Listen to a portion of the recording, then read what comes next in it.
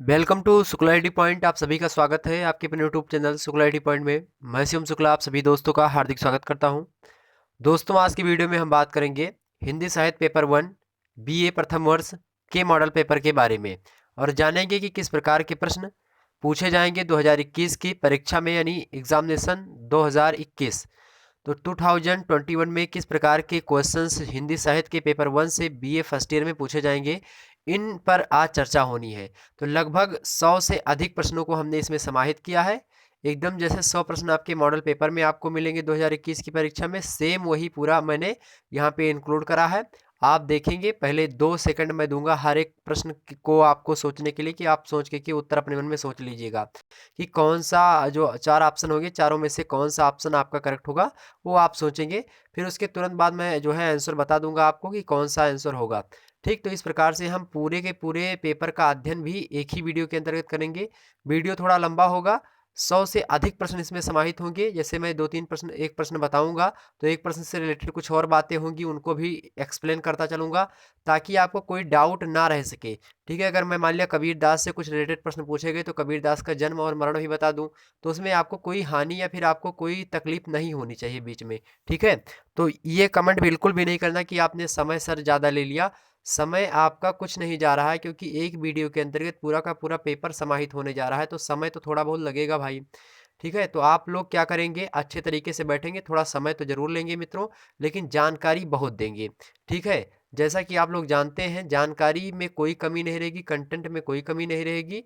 और जानकारी से जो है ज़्यादा कुछ भी नहीं होता, क्योंकि जब तक आपको जानकारी विधिवत रूप से नहीं होगी तब तक आप क्वेश्चंस दे करके टिक नहीं कर सकते, क्योंकि आप कितना रटोगे। तो जब तक आपका कॉन्सेप्ट नहीं क्लियर होगा तब तक कोई उसमें मैटर नहीं करता है, सारे हर एक चीज़ें। ठीक है, तो ध्यान रखेंगे इस बात को। तो चलिए हम बिना समय गंवाए स्टार्ट करते हैं आज का मॉडल पेपर। बहुत ही महत्वपूर्ण वीडियो है मित्रों। और एक बात मैं बताना भूल गया आप लोगों को, आप लोगों के लिए खुशखबरी थी। ये जो मैं मॉडल पेपर अपलोड कर रहा हूँ, ठीक है, जितने भी टॉपिक इससे हैं रिलेटेड, मतलब जो बीए फर्स्ट ईयर से रिलेटेड है हिंदी साहित्य से, तो मध्यकालीन हिंदी काव्य अगर आपके जो है सिलेबस में है तो मध्यकालीन सिलेबस भी अपलोडेड है, उसको देख लेंगे आप। साथ ही साथ जो इसका पूरा का पूरा सिलेबस हमने देखा है, सिलेबस के अंतर्गत सारी चीज़ें आपकी थी। हमने बता दिया था कि कबीर की 25 साखी और 10 पद शामिल होते हैं, जायसी का पद्मावत का एक खंड, सूरदास के सूरसागर से 30 पद हैं, तुलसीदास के रामचरितमानस से एक प्रसंग उठा लिया था, और बिहारी के 30 दोहे बिहारी सतसई से हैं। बिहारी की एकमात्र रचना बिहारी सतसई है। घनानंद से 20 छंद होते हैं और वो भी घनानंद कवित से होते हैं। साथ ही साथ द्रुत पाठ के रूप में आपके पाठ्यक्रम में कुछ शामिल होते हैं, जैसे रहीम, केशवदास, भूषण, इनसे कुछ कम ही प्रश्न पूछे जाते हैं। तो इस प्रकार से आपके में ज़्यादा नहीं तो कबीर, जायसी, सूरदास, तुलसीदास, बिहारी, घनानंद, रहीम, केशव, भूषण, इनसे प्रश्न पूछे जाएंगे। तो क्या करना है आपको, इन इन सभी का अध्ययन करना पड़ेगा आपको। तो इनसे रिलेटेड, जैसे कबीरदास से रिलेटेड जितने भी प्रश्न बन सकने वाले थे उसको हमने एक वीडियो में समाहित किया होगा। ठीक है, इस प्रकार से जायसी, सूरदास, तुलसीदास, बिहारी, घनानंद, रहीम, केशवदास और भूषण, इन सब पर विधिवत रूप से हमने चैप्टर वाइज चर्चा कर ली है। अगर इन सभी वीडियोस को, यानी पूरा का पूरे सिलेबस आपको देखना है, तो इसी डिस्क्रिप्शन बॉक्स में मैं लिंक दे दूंगा हिंदी साहित्य पेपर 1 की प्लेलिस्ट के बारे में। तो आप यहाँ से प्लेलिस्ट देख करके सारी वीडियोस देख सकते हैं। उसके बाद में आप यहाँ आकर के देखेंगे तो लगभग आपको प्रश्न मिलेंगे, क्योंकि हमने कोई भी प्रश्न ऐसा नहीं छोड़ा जो कि आपके एग्जाम में पूछा ना जाए और पूछा ना गया हो। तो प्रीवियस ईयर एग्जाम भी हमने उसमें शामिल करे हैं, जो सिलेबस हमने बताया है, और सारी चीज़ें हमने उसमें शामिल करी, इकट्ठा करी है। बहुत ही महत्वपूर्ण लेक्चर है, उन लेक्चर को देख लीजिएगा, फिर मॉडल पेपर लगाइएगा, चुटकियों में लगेगा, एक एक झटके में लगेगा ये। ठीक है, चलिए आप शुरू करते हैं मॉडल पेपर। 1000 प्रश्नों की सीरीज है मित्रों ये, तो थोड़ा समय लगेगा। आप लोग अच्छे तरीके से बैठ जाइए और पूरा वीडियो एक बार में पूरा देख लीजिएगा। अगर एक बार में नहीं देख पा रहे हैं तो फिर दोबारा देख लीजिएगा, कोई वो आप पे डिपेंड करता है कि आप किस प्रकार से देखते हैं। ठीक, चलिए देखिए मित्रों, आपके सामने यहाँ पे प्रश्न दिखाई पड़ रहा होगा। देखिए पहला प्रश्न है आपके सामने, मैं इसमें नंबर वगैरह नहीं डाला हूँ, तो आप समझ जाइएगा पहला दूसरा आप इसको काउंट करते रहिएगा। मैं नहीं बताऊंगा कि पहला है कि दूसरा है, ये आप लोग करेंगे, प्लीज़ करेंगे, बिल्कुल करेंगे। हाँ ठीक है, चलिए देखिए प्रश्न है आपका पहला कि मसी कागज छुयो नहीं, कलम गयो नहीं हाथ। क्या, कि मसी कागज छुयो नहीं, कलम गयो नहीं हाथ। मतलब इसका अर्थ होता है कि हमने ना तो कभी कागज को अपने हाथों से छुआ है और ना ही कलम को हाथ में लेकर के कलम से लिखा या कलम को पकड़ी है हमने। ये कौन कहते हैं, तो ये उक्ति जो है किसके संदर्भ में कही गई है, तो ये उक्ति किसके संदर्भ में कही गई है? तो ये उक्ति कही गई है मित्रों कबीर दास के संबंध में। कबीर जो थे वो पढ़े लिखे नहीं थे, हाँ इनके अंदर ज्ञान था। कहाँ से ज्ञान प्राप्त हुआ था इनको? तो ये लोग ये क्या करते थे, तमाम सारे साधु वगैरह के बीच में सत्संग भजन किया करते थे, जाते थे वहीं पे सबका सत्संग वगैरह सुना करते थे। तो हुआ क्या, कबीर को इस प्रकार से कैसा ज्ञान प्राप्त हुआ? व्यवहारिक ज्ञान प्राप्त हुआ। तो कबीर को सत्संग के माध्यम से ज्ञान प्राप्त हुआ, तमाम सारे साधुओं का ज्ञान प्राप्त हुआ। इसलिए कबीर की भाषा को हम क्या कहते हैं, कैसी भाषा है? तो सधुक्कड़ी भाषा। तो कहीं कहीं पे आपको सधुक्कड़ी भाषा मिलती है, मतलब सधुक्कड़ी मतलब साधुओं के द्वारा बोली जाने वाली इधर उधर की भाषा को सधुक्कड़ी भाषा। साथ ही साथ इनकी भाषा को हम पंचमेल खिचड़ी के नाम से भी जानते हैं। पंचमेल खिचड़ी से के नाम से क्यों जानते हैं? क्योंकि इनकी भाषा कोई क्लियर नहीं कि इस भाषा का ये प्रयोग किए हैं। ठीक है, हालांकि हिंदी ही भाषा है, लेकिन हिंदी में कभी कभी अपभ्रंश के भी शब्द आ जाते हैं, कहीं कहीं औहट्य के शब्द आते हैं, तो कहीं कहीं इनके पाली प्रकृति के भी एकाध छिटपुट देख लिए जाते हैं। साथ ही साथ आप कहीं ब्रज भाषा के शब्द देखेंगे, कभी आप अवधि के शब्द देखेंगे इनके। तो इनमें कोई क्लियर नहीं है कबीरदास में कि कौन सी भाषा के इन्होंने प्रयोग किया है। सभी भाषाओं का इधर उधर से शब्दों का प्रयोग किया। जो जो साधु लोग बोलते थे, मतलब यहाँ पे कहीं पे ब्रज भाषा के क्षेत्र में सत्संग सुनेंगे तो ब्रज वाला शब्द सीख लिया, अवधि वाले क्षेत्र में आया तो अवधि वाला सीख लिया। इसी प्रकार से हर एक क्षेत्र में जाते रहे। तो इनकी भाषा कैसी हो गई? पंच मेल खिचड़ी हो गई। मतलब खिचड़ी, जैसे खिचड़ी में आप जो है चावल और उड़द सारी चीजें दाल वगैरह मिला करके कुकर में रख दो, आराम से खिचड़ी बन गई तैयार। तो उसी उसी प्रकार से इनकी भाषा कैसी थी?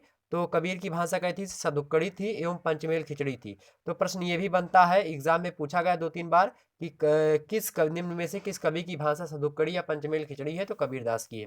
कबीरदास का मित्रों जन्म हुआ था कितने में? 1398 ईस्वी में इनका जन्म हुआ था और मृत्यु हुई थी उनकी 1518 ईस्वी में। तो लगभग 120 साल जो है कबीरदास की मतलब का जीवन काल रहा है। 120 साल ये जिंदा रहे हैं। पैदा कब हुए? 1398 में। ये प्रश्न पूछ लिया था, सिंपल सा है, तो इसको मैं वैसे बताना उचित समझा। तो 1398 में पैदा हुए, 120 ईस्वी मतलब सॉरी 120 साल का उम्र के बाद में 1518 ईस्वी में इनकी मृत्यु हो जाती है। और ये भक्ति काल से संबंधित है। और भक्ति काल को हम 4 भागों में बांटते, 2 भागों में बांटते हैं। एक जो है निर्गुण काव्य धारा, एक सगुण काव्य धारा। ठीक है, तो निर्गुण में आपका क्या होता है? निर्गुण में ज्ञानाश्रय एक होता है, एक प्रेमाश्रय होता है। और सगुण में क्या होता है? एक कृष्ण भक्त शाखा होता है और एक राम भक्त शाखा। तो जो यहाँ पे जो प्रेमाश्रय है, सॉरी प्रेमाश्रय बोल रहे हैं, जो ज्ञानाश्रय है इसके प्रवर्तक कौन है? कबीरदास है। और ज्ञानाश्रय किसकी एक शाखा है? तो ज्ञानाश्रय निर्गुण ब्रह्म उपासक की एक धारा, मतलब निर्गुण काव्यधारा की एक शाखा है। तो भक्ति काल को 2 भागों में बांटेंगे, निर्गुण काव्य धारा और सगुण काव्य धारा। निर्गुण काव्य धारा में ज्ञानाश्रय और प्रेमाश्रय, और जो है सगुण काव्य धारा में कृष्ण भक्त शाखा और राम भक्त शाखा। तो जो यहाँ पे ज्ञानाश्रय के प्रवर्तक हैं वो कबीरदास हैं, जो प्रेमाश्रय के मलिक मोहम्मद जायसी हैं, और जो राम भक्त शाखा के हैं वो कौन है? तो राम भक्त शाखा के हैं आपके राम तुलसीदास जी, और जो कृष्ण भक्त शाखा है उसके हैं सूरदास जी। तो ये सारे प्रवर्तक हैं। और ये 4 के चारों, सबसे मजेदार बात ये है कि 4 के चारों आपके सिलेबस में सम्मिलित हैं। ठीक है, तो बड़े ही महत्वपूर्ण से आप अगर भक्ति काल सही से पढ़े हैं तो बिल्कुल कोई दिक्कत नहीं होगी आपको प्रश्न करने में। अगला प्रश्न देखिए, कबीर की रचनाओं का संकलन कबीर ग्रंथावली नाम से किसने किया? तो कबीर की रचनाओं का संकलन किया कि वो किस नाम से किया? तो कबीर ग्रंथावली नामक शीर्षक से किया। और किसने किया? ऑप्शन दिया रामचंद्र शुक्ला जी ने, बी दिया है बाबू श्याम सुंदर दास, सी दिया हजारी प्रसाद द्विवेदी, और डी दिया डॉक्टर रामविलास शर्मा। सोचिए फट से, तुरंत मैं बताता हूँ इसका आंसर। सोचिए, 1 मिनट हो गया, आप सॉरी 2 सेकंड 3 सेकंड हो गए, आपने सोच लिया होगा लगभग। ठीक है, तो इस जो कबीर ग्रंथावली नाम से प्रकाशन किया था कबीर की रचनाओं को संकलित करके, वो बाबू श्याम सुंदर दास। किसने? बाबू श्याम सुंदर दास। ऑप्शन इसका बी करेक्ट होगा। ठीक, आगे बढ़ते हैं, अगला प्रश्न देखिए। अगला प्रश्न है कि कबीर दास के पुत्र का क्या नाम था? कबीर दास के पुत्र का क्या नाम था? ऑप्शन ए दिया है रतन, बी है कमल, सी दिया है कमाल, और डी दिया है रत्नाकर। क्या नाम था? कमाल नाम था। यहीं पे अगर प्रश्न पूछा था कि कबीर दास की पुत्री का क्या नाम था, तो क्या नाम था उनके पुत्री का? तो कबीर दास की पुत्री का नाम कमाली था। कबीर दास के माता पिता का क्या नाम था? तो कबीर दास के जो है पिता थे उनका नाम था नीरू और नीमा। तो नीरू और नीमा, तो माता नीरू और पिता सॉरी नीरू नीमा थे इनके माता पिता। ठीक है, ध्यान रखेंगे। तो जो नीरू थे ये जुलाहे थे और इनकी पत्नी थी नीमा। तो नीमा इनकी जो है माता जी है कबीरदास की, और नीरू जो है वो क्या है, जो है कौन है? इनके पिताजी हैं, ठीक, कबीरदास के। इनकी पत्नी का नाम लोई था और लोई के दो पुत्र, एक पुत्र और एक पुत्री थी जिनका नाम कमाल एवं कमाली था, ठीक, ध्यान रखेंगे इतनी बात। तो अगर फैमिली से रिलेटेड कबीरदास से कोई प्रश्न पूछा आता है तो बिल्कुल आप करके आएंगे उसको, ठीक है। चलिए अब आगे बढ़ते हैं। अगला प्रश्न देखिए मित्रों, कबीर पंथ का निर्माण इनमें से किस सिद्धांत से हुआ है? तो कबीर पंथ का निर्माण किन सिद्धांतों को मिलाकर के हुआ है? तो कबीर वैष्णव का अहिंसावाद इनकी रचनाओं में मिलता है। तो वैष्णव का अहिंसावाद, भारतीय ब्रह्मवाद तथा सूफियों का भावात्मक रहस्यवाद, तो इन तीनों का क्या है, समन्वयात्मक रूप से जो अध्ययन करते हैं वो कौन करते हैं? कबीर पंथी लोग करते हैं। तो कबीर पंथ का निर्माण किनसे हुआ है? वैष्णव के अहिंसावाद से हुआ है, भारतीय ब्रह्मवाद से हुआ है और सूफियों के भावात्मक रहस्यवाद से हुआ है। तो भारतीय ब्रह्मवाद, वैष्णव का अहिंसावाद और एक और है आपका कौन? सूफियों का भावात्मक रहस्यवाद। तो ऑप्शन में डी इसमें दिया होगा, उपर्युक्त सभी, ठीक है, दिया था उपर्युक्त सभी, आपको दिखाई नहीं पड़ रहा होगा, तो उपर्युक्त सभी इसका करेक्ट आंसर होगा, ठीक, ध्यान रखेंगे इतनी बात। चलिए आगे बढ़ते हैं। अगला प्रश्न देखिए मित्रों, बड़ा ही महत्वपूर्ण प्रश्न यहाँ पे सीरीज आ गई आपके सामने। अगला प्रश्न देखिए कि आचार्य रामचंद्र शुक्ला बहुत बड़े आलोचक हैं हिंदी साहित्य के। हिंदी साहित्य के सबसे बड़े आलोचक अगर पूछा जाता है प्रश्न तो कौन होते हैं? आचार्य रामचंद्र शुक्ला जी, ठीक है, ध्यान रखेंगे इस बात को। तो आचार्य रामचंद्र शुक्ला के अनुसार कबीर को राम नाम किससे प्राप्त हुआ?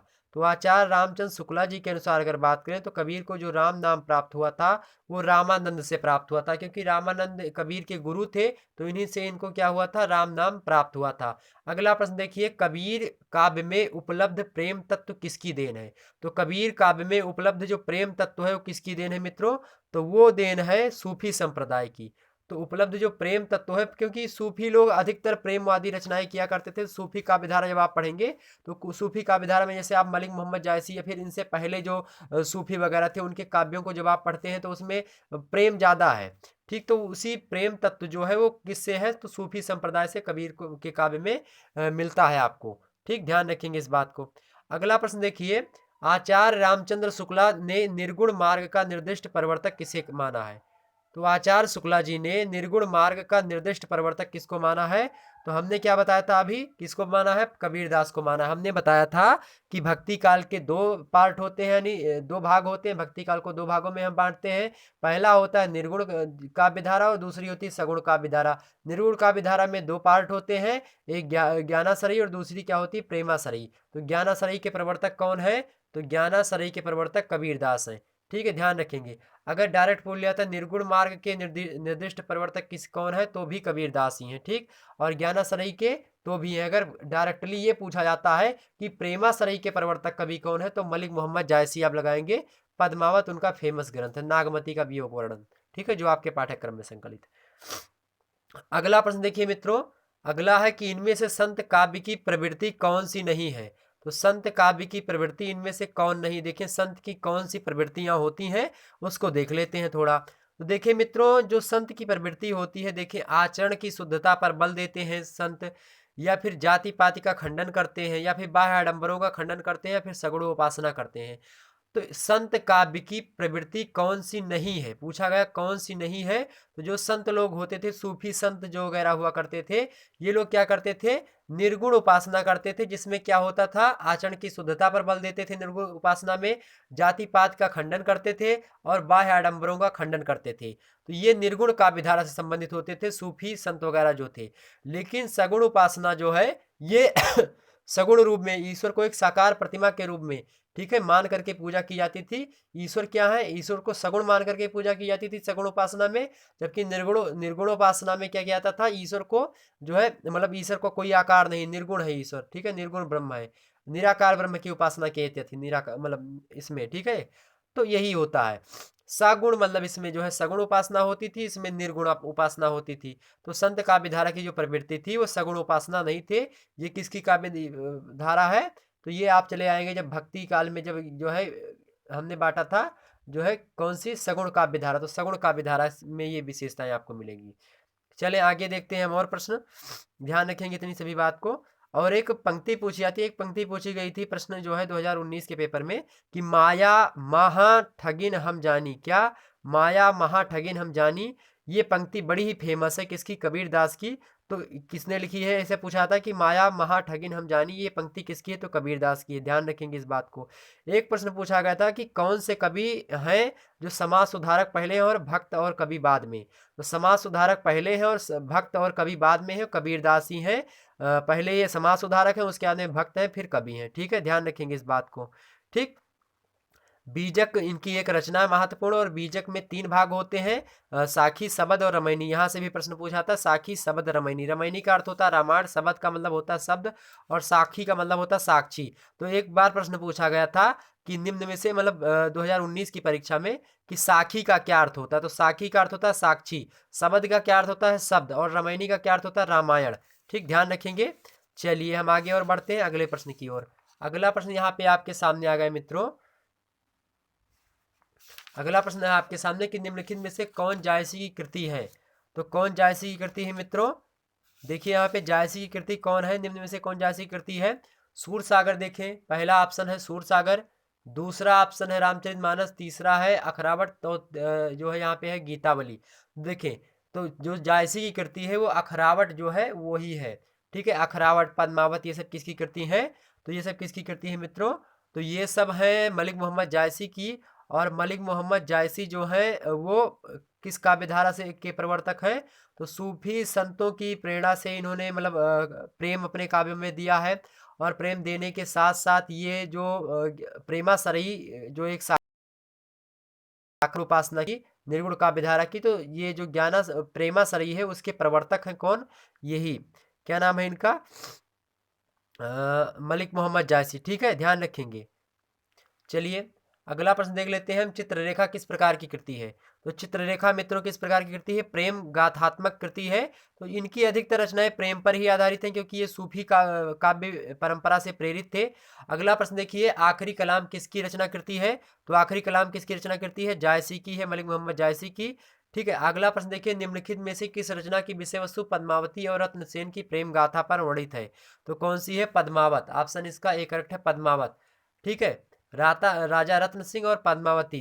ध्यान रखेंगे, इस पे एक मूवी भी आई थी, आप लोगों को पता होगा, वो जो है अलाउद्दीन खिलजी वगैरह उसमें होते हैं, राजा रत्न सेन पद्मावती मूवी आई थी। पद्मावती रणवीर सिंह और रणवीर कपूर, रणवीर सिंह और दीपिका पादुकोण ने उसमें किरदार निभाया अच्छा खासा, तो उसको देखेंगे तो वहाँ से बातें क्लियर हो जाएंगी। हालांकि वहाँ से कोई प्रश्न आपसे नहीं पूछा जाएगा, लेकिन देखेंगे तो एक जो सारी चीज़ें होंगी।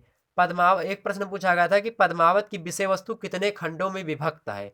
तो पद्मावत की जो विषय वस्तु है मित्रों वो 57 खंडों में विभक्त है। ठीक है, पद्मावत की विषय वस्तु कितने खंडों में विभक्त है, तो 57 खंड है पद्मावत के।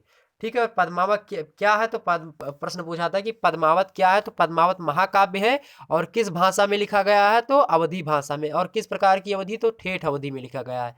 ठीक है, तो ठेठ अवधि में लिखा गया है पद्मावत। पद्मावत क्या है, एक महाकाव्य है, किसकी रचना, मलिक मोहम्मद जायसी की। कितने खंड है पद्मावत में, 57 खंड है। ध्यान रखेंगे इस बात को। जायसी का जन्म कब हुआ था, बताइए फटाफट, जायसी का जन्म कब हुआ था मित्रों। तो जायसी का जो जन्म हुआ था वो हुआ था 1492 ईस्वी में। किस में हुआ था, 1492 ईस्वी में हुआ था। लेकिन अगर मैं बात करूं आचार्य रामचंद्र शुक्ल की, तो रामचंद्र शुक्ल इनका जन्मतिथि कब मानते हैं, 1427 मानते हैं। तो रामचंद्र शुक्ल इनकी जन्मतिथि क्या मानते हैं, 1427 मानते हैं। जबकि मलिक मोहम्मद जायसी का जो जन्म हुआ था, अगर मैं वैसे बात करूं, और भी आलोचक मानते हैं तो 1492 मानते हैं। ठीक, मृत्यु कब हुई थी, 1542 में हुई थी। और जायसी पूछा था कि जायसी किस राजा के समकालीन थे, किस बादशाह के समकालीन थे। तो शेरशाह सूरी के समकालीन थे। शेरशाह सूरी हुमायूं को हरा करके गद्दी पर बैठ जाता है दिल्ली के। ठीक है, जब मुगल सल्तनत चल रही थी, तो बाबर के बाद में हुमायूं आता है। हुमायूं, कामरान, अस्कर, मतलब हिंदाल, इस प्रकार से 4 बेटे होते हैं उसके बाबर के। ठीक, तो जब 4 बेटे होते हैं तो उनमें क्या होता है, आपस में मतभेद होता है, कोई कहीं का राजा, कोई कहीं का राजा बनने के लिए उत्प्रेरित होता है। बाद में क्या होता है, शेरशाह सूरी आता है। शेरशाह सूरी हुमायूं को हरा देता है। ठीक, तो वही शेरशाह सूरी है। ये शेरशाह सूरी के समकालीन कौन है, जायसी हैं। ध्यान रखेंगे इस बात को। ठीक, चलिए हम और आगे बढ़ते। और एक प्रश्न और पूछा, जायसी के पिता का क्या नाम था। तो जायसी के पिता का नाम था मित्रों मुमरेज। जायसी के पिता का क्या नाम था, मुमरेज नाम था। जायसी के गुरु कौन थे, तो इनके 2 गुरु थे, एक का नाम है मोहादी और दूसरे का नाम है सैयद अशरफ पीर। तो जायसी के कौन कौन से गुरु हैं, तो 2 गुरु हैं जायसी के, सैयद अशरफ पीर और मोहादी। जायसी के 2 गुरु हैं, प्रश्न पूछा जाता है। ठीक, ध्यान रखेंगे इस बात को। आगे हम बढ़ते हैं अगले प्रश्नों की ओर। अगला प्रश्न देखिए मित्रों, आपके सामने यहाँ पे अभी नहीं आया, देखिए आ गया, देखें चलिए। अगला प्रश्न आपके स्लाइड आपके स्क्रीन पर आ चुका होगा, देखें। आखिरी कलाम में किसका वर्णन है? आखिरी कलाम किसकी रचना है? तो मलिक मोहम्मद जायसी की रचना है। इसमें किसका वर्णन है? तो मलिक मोहम्मद जायसी के आखिरी कलाम में जो वर्णन है, कयामत का वर्णन है। कयामत मतलब होता है चमत्कार। क्या होता है? कयामत उर्दू शब्द है और कयामत का मतलब होता है चमत्कार। तो इसमें चमत्कार बहुत प्रकार के बताए गए हैं आखिरी कलाम में, तो ध्यान रखेंगे। आखिरी कलाम में किसका वर्णन है? कयामत का वर्णन है। अगला प्रश्न देखिए, जायसी की किस रचना में वर्णमाला के एक एक अक्षर को लेकर सिद्धांत संबंधी तथ्यों तथ्यों से भरी चौपाइयाँ कही गई हैं? तो किस में कही गई हैं? तो इनके एक एक अक्षर को लेकर के क्या कही गई हैं? चौपाइयाँ बताई गई हैं कि मतलब अंग्रेज जो हिंदी वर्णमाला है उसके एक एक अक्षर आ इ ई उ ए ऐ ओ औ अंगा हा क ख ग घ अंगा च छ ज झ ञ ट ठ ड ढ ण त थ द ध प फ ब म या र ल व सा सा खा फिर सा फिर हा, उसके अंदर छत्रिज्ञा। तो इन सभी पर क्या किया गया है? चौपाइयाँ लिखी गई हैं। किस में लिखी गई हैं? तो यहाँ पे देखिए पद्मावत में है या आखिरी कलाम में या फिर अखरावट में, इनमें से कोई नहीं। तो मित्रों ध्यान रखेंगे, जायसी की एक रचना है अखरावट। अखरावट में क्या हुआ है? एक एक अक्षर पर क्या गया, एक एक अक्षर को लेकर के सिद्धांत संबंधी चौपाइयाँ लिखी गई हैं। ठीक, ध्यान रखेंगे। अगला प्रश्न देखिए, पद्मावत की अधिकतर हस्तलिखित प्रतियां किस लिपि में मिलती हैं? तो पद्मावत की जो अधिकतर हस्तलिखित प्रतियां हैं वो किस लिपि में मिलती है मित्रों? किसकी? पद्मावत की। तो किस लिपि में मिलती हैं? तो फारसी लिपि में मिलती है। ध्यान रखेंगे, फारसी लिपि में मिलती हैं।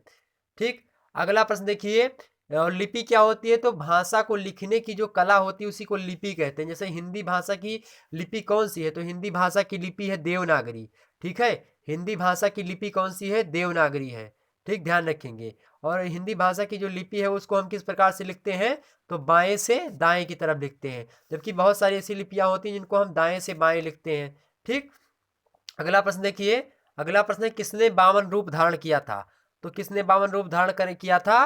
तो भयो नारायण 52 करा राज कलत राजा बलि छरा। एक जो है यहीं पे जो है नागमती का जब वियोग वर्णन होता है तो नागमती कहती है अपने वियोग दशा को वर्णन करके भगवान से कि हे प्रभु, जैसे आपने क्या किया था, मतलब जैसे मतलब 52 रूप धारण कर करके मतलब आपने राजा बलि को छर लिया था, उसी प्रकार से हीरामन तोता जो है या फिर जो है जो हमारे पति हैं वो चले गए हैं, वो लौट करके नहीं आ रहे, लगता है मेरे साथ छल किया है। नागमती के वियोग वर्णन से संबंधित हमने एक वीडियो बना रखी, उसमें हमने विस्तार से राजा बलि के बारे में और हीरेमन तोते के बारे में अच्छे तरीके से समझाया है। ठीक है, क्या ऐसी कंडीशन बनती है, क्यों चले जाते हैं राजा रत्न सिंह उनको छोड़ करके। ठीक है, तो इस प्रकार से नागमती रोती है। तो नारायण जो होते हैं वो 52 रूप धारण करते हैं। 52 रूप मतलब 52 अंगुल अंगुल का शरीर धारण करके भगवान विष्णु जो होते हैं राजा बलि के दरबार में जाते हैं और अश्वमेघ यज्ञ कर रहा होता है राजा बलि, 100वां अश्वमेघ यज्ञ पूरा करके दान दे रहा होता है, और उसी में भगवान जो है विष्णु 52 रूप धारण करके एक छतरी लिए, एक जो है क्या लिए, कमंडल लिए पहुंच जाते हैं और कहते हैं मुझको 3 कदम भूमि चाहिए। 3 कदम भूमि वो मांगते हैं, एक में पृथ्वी, एक में पूरा का पूरा आकाश नाप देते हैं। उसके बाद में तीसरा कहते हैं, तीसरा कहता अभी मेरे पीठ है या फिर सर है, किसी भी पर भी रख दीजिए। ठीक है, तो वो फिर बाद में मांगते हैं तो उनको पाताल का राज दे देते हैं भगवान। ठीक, ध्यान रखेंगे इस बात को, क्योंकि वो बढ़ रहा था ज़्यादा और अधर्म का जो है। लेकिन हाँ, राजा बलि बहुत बड़ा दानी था, तो भगवान कहीं ना कहीं पे सोचते हैं, इंद्र वगैरह बहुत प्रार्थना की थी उनकी कि जाओ ये सारी चीज़ें करो, तो उन्होंने किया था। ठीक, ध्यान रखेंगे। तो जो 52 रूप धारण किया था किसने किया था? तो नारायण ने किया था। यहाँ पे ऑप्शन में सी ऑप्शन होगा नारायण। ठीक है, तो नारायण ने क्या किया था? 52 रूप धारण था। ठीक, ध्यान रखेंगे। अगला प्रश्न देखिए मित्रों, अगला प्रश्न है आपका, अगला प्रश्न देखिए कि जल जल थल भरे अपूरी सब गगन धरत मिल एक। जल थल भरे अपूरी सब गगन धरत मिल एक, यह पंक्ति किस रचनाकार की है? बड़ी फेमस पंक्ति है और जायसी जी की ही रचना है ये। ऑप्शन इसका ए करेक्ट होगा। अगला प्रश्न देखिए, पद्मावत किस शैली में लिखा गया है? तो पद्मावत की भाषा तो अवधी है मित्रों। पद्मावत की जो भाषा है वो अवधी है। ठीक है, और कैसी अवधि है? ठेठ अवधि है। लेकिन पूछा रहा कि किस शैली में लिखी गई है? तो अन्योक्ति शैली और समायोक्ति शैली, इन दोनों शैलियों का प्रयोग करते हुए जायसी महोदय ने पद्मावत को लिखा। ऑप्शन इसका सी करेक्ट होगा, ए और बी दोनों, यानी अन्योक्ति शैली ए में दिया है, बी में दिया है समायोक्ति शैली। तो पद्मावत की शैली में लिखा गया काव्य है, अन्योक्ति और जो है समायोक्ति दोनों में लिखा गया है। अगला प्रश्न देखिए, आलोपी का क्या अर्थ होता है? तो आलोपी का मतलब होता है मित्रों, यहाँ पे पहला दिया है अदृश्य और बी दिया है लुप्त हो गया। ठीक है। तो ये दोनों अर्थ होते हैं। आलोपी मतलब क्या होता है, आलोपी मतलब छुप जाना कहीं पे, ठीक है, या फिर अदृश्य हो जाना, दिखाई ना देना। तो यहाँ पे अदृश्य का मतलब भी यही होता है कि छुप जाना, दिखाई मत देना, लुप्त हो जाना मतलब कि कहीं पे गायब हो जाना। तो दोनों अर्थ इसका सही, यानी ऑप्शन इसका जो सी दिया है, ए और बी दोनों, यही करेक्ट होगा। जबकि डी ऑप्शन जो आपका दिया है मित्रों, वो दृश्यमान दिया, मतलब जो दिखाई पड़ता है, तो ये इसका विलोम हो जाएगा। क्या होगा, ये दृश्यमान विलोम हो जाएगा। तो आलूपी का अर्थ होता है अदृश्य एवं लुप्त होगा, यानी ऑप्शन इसका सी करेक्ट है। अगला प्रश्न देखिए, नागमती चितौर पथ पथ हियरा प्यू जो गए पुन कीन न फेरा। शुरुआत से ही जब नागमती वियोग वर्णन आप पढ़ेंगे 12 मासा, तो वहीं से शुरुआत ही इसी से होता है कि नागमती चितौर पथ हियरा प्यू जो गए पुन कीन न फेरा। मतलब नागमती कहती है कि जब से मेरे पति गए हैं, तब से मैं वही रास्ता देख रही हूँ बैठी कर, उसी रोड पर। और मतलब रोड तब नहीं हुआ करता था, पगडंडी थी, मतलब वो रास्ता था, तो उसी रास्ते में मैं बैठ करके वही मतलब पथ देखा करती हूँ, जिस पथ से हमारे पति जो है गए थे, लेकिन अभी तक उन्होंने मुड़ करके एक बार मतलब नहीं देखा, मतलब नहीं आए। तो इस प्रकार से वो कहती है। तो ये जो है नागमती चितौर फतेरा प्यू जो गए कीन न फेरा, पंक्ति के रचनाकार कौन है? तो रचनाकार ये 12 मासा से है, नागमती वियोग वर्णन से है। नागमती वियोग वर्णन किसमें शामिल है? पद्मावत में शामिल है। पद्मावत के रचनाकार कौन है? तो पद्मावत के रचनाकार जायसी जी है। जायसी ने पद्मावत को किस भाषा में लिखा है? तो किस भाषा में? अवधि में लिखा। कौन सी अवधि? ठेठ अवधि, मतलब एकदम से देहाती अवधि है अधिकतर। ठीक है, आप इनकी अवधि को पढ़ेंगे तो बड़ा ही मतलब आप लगभग जो है पढ़ने में दिक्कत होगी आपको। ठीक, चलिए आगे हम प्रश्न देखते हैं। अगला प्रश्न, अगला प्रश्न देखिए मित्रों, अगला प्रश्न है, काहे को गोपीनाथ कहावत पद किसका है? काहे को गोपीनाथ कहावत पद किसका है? तो ये पद जो है काहे को गोपीनाथ, ये पद किसने है और पद कौन लिखते हैं मित्रों? ध्यान होगा आपको, विनय के पद किसने लिखा? सूरदास ने लिखा। तो जो पद लिखा करते थे वो कौन लिखते थे? सूरदास लिखा करते। जैसे निस दिन बरसत नयन हमारे, या फिर कंचुक पट सूखत नहीं कबहू उर बिच बहत पनारे। तो निस दिन बरसत नयन हमारे, जब गोपियां रोती हैं, एक पंक्ति बड़ी ही महत्वपूर्ण है, जब गोपियां रोती हैं, इतना रोती थी, कल्पना देखिए जो है कवि की, सूरदास जी की। अंधे हैं कवि सूरदास जी, जन्मांध हैं, लेकिन किस प्रकार से कल्पना करते हैं कि निस्दिन बरसत नयन, हमारे नयनों से मतलब किस प्रकार से जो है आंसू गिर रहे हैं, लगता है कि बारिश हो रही है। और किस प्रकार की बारिश, जब नयनों से पानी बरसते हैं निस्दिन, मतलब डेली का ही कार्यक्रम है कि जो है बरसता है। किससे कहती हैं? ऊधो से कहती हैं गोपियाँ कि निस्दिन बरसत नयन हमारे, हे ऊधो, डेली मेरे जो है नयन से आंसू गिरते, मतलब बरसते हैं। और क्या होता है उसके बरसने से? कि कंचुक पट सूखत नहीं कबहू उर्बिच बहत पनारे। कंचुक पट मतलब होता है चोली। तो चोली के बीच मतलब जो जितनी भी ऊपर का जो वस्त्र होता है, जो स्त्रियां ऊपर वस्त्र पहनती हैं, तो गोपियां कहती हैं मेरा जो ऊपर का वस्त्र है, यानी उपवस्त्र जिसको हम बोलते हैं, तो उपवस्त्र मेरा वो सूखता ही नहीं है कबहू, मतलब कभी सूखता ही नहीं है। हमारे आंखों से इतनी मतलब आंसें बहती हैं, इतने जो है जल गिरते हैं, इतने नीर बहते हैं, जिससे क्या होता है, हमारा उपवस्त्र जो है भीग जाता है और कभी सूखता ही नहीं है। कंचुक पट सूखत नहीं कबहू उर बिच बहत पनारी। ठीक है, तो ये पंक्ति भी पूछा जाता है, किसकी है? तो ये सूरदास जी की है। तो काहे को गोपीनाथ कहावत, ये पद किसका है? तो सूरदास का, ऑप्शन इसका ए करेक्ट है। अगला प्रश्न देखिए, सूरदास के उस ग्रंथ का नाम बताए जिसमें रीति निरूपण हुआ है। तो रीति निरूपण किसमें हुआ? इनका कौन सा वो ग्रंथ है मित्रों? तो साहित्य लहरी में रीति निरूपण हुआ है। क्या निरूपण हुआ है? रीति निरूपण हुआ है। ऑप्शन इसका बी करेक्ट है। अगला प्रश्न देखिए कि साहित्य लहरी की विषय वस्तु क्या है? बहुत ही महत्वपूर्ण रचना है इनकी साहित्य लहरी। क्यों महत्वपूर्ण है? क्योंकि ये रीति का निरूपण हुआ है, इनमें क्या हुआ है? रीति निरूपण हुआ है। तो साहित्य लहरी की जो विषय वस्तु है, नायिका भेद पर पूर्ण रूप से आधारित है। किस पर है? नायिका भेद पर आधारित है। ध्यान रखेंगे, नायिका भेद जो है किसकी विशेषता होती है? तो रीत काल की विशेषता नायिका भेद थी। श्रृंगारिकता, नायिका भेद, नक्सिक वर्णन, ये सब किसकी विशेषता है? रीत काल की विशेषता है। रीत काल भी जो है 2-3 खंडों में विभाजित होता है, रीत सिद्ध, रीत बद्ध और रीत मुक्त।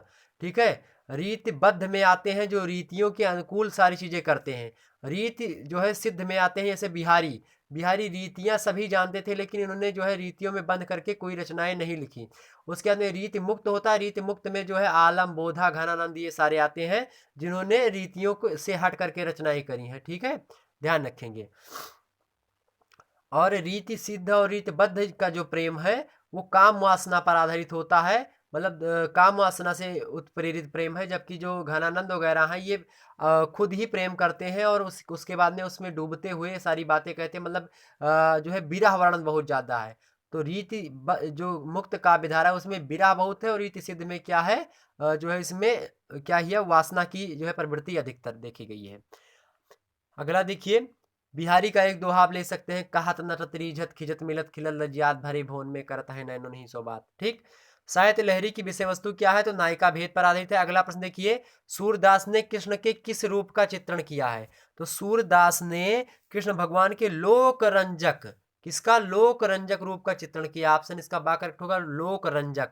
ध्यान रखेंगे, सूरदास की बात चल गई मित्रों, तो सूरदास सूरदास की जो भक्ति थी वो कैसी थी, पूछा था प्रश्न कि सूरदास की भक्ति किस भाव की है, तो सूरदास की भक्ति कैसी है, साख्य भाव की है। मतलब ये भगवान श्री कृष्ण को अपना सखा मानते हैं और पूजा करते हैं, वो विनय के पद गाते हैं, उनका भजन मनन कीर्तन करते हैं अपना सखा मान करके। जबकि भगवान जो है तुलसीदास जी की भक्ति कैसी है, तो दास से भक्ति है। ये प्रश्न पूछा था कि तुलसीदास की भक्ति कैसी है, अब उनके भक्ति का भाव कैसा, तो दास से भाव है। जबकि सूरदास की भक्ति का भाव कैसा है, साख्य भाव है। मीरा का भक्ति का भाव कैसा है, तो वो भी साख्य भाव है, प्रेमिका का भाव है। ठीक, ध्यान रखेंगे। और जो है सूरदास जी का जन्म कब हुआ था मित्रों, जन्म हुआ था इनका संवत 1535 ईस्वी में। और जब संवत में से हम जो है कितना घटाते हैं, 57 घटा देते हैं, तो हमको सन की प्राप्ति हो जाती है। कितने, तब हमको सन की प्राप्ति हो जाती है। इनकी मृत्यु कब हुई थी, 1640 ईस्वी में। सूरदास की मृत्यु हुई थी 1640 संवत में, ठीक है, और इनका जन्म हुआ था 1535 ईस्वी में। जब हम मित्रों एक बात ध्यान रखेंगे, संवत में अगर आपको पता है, अगर सन में निकालना है, तो मान लिया सूरदास जी के जन्म में निकालता हूँ, 1535 है।